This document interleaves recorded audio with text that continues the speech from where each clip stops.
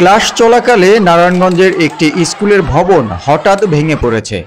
উত্তেজনা দেখা দিয়েছে সেই মুহূর্তে। ছাত্রছাত্রীরা ক্লাসরুম থেকে তড়িঘড়ি করে বেরিয়ে আসছে।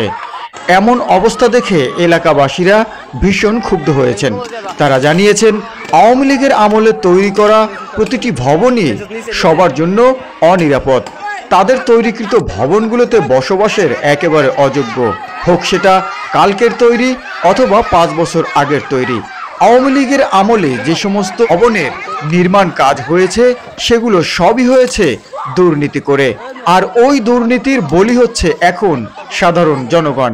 তাহলে একবার ভেবে দেখুন, সারা বাংলাদেশে কত ভবন নির্মাণ করে দুর্নীতি করেছে, আর তাতে এখন বসবাসের জন্য অনিরাপদ মনে করছেন সাধারণ জনগণ।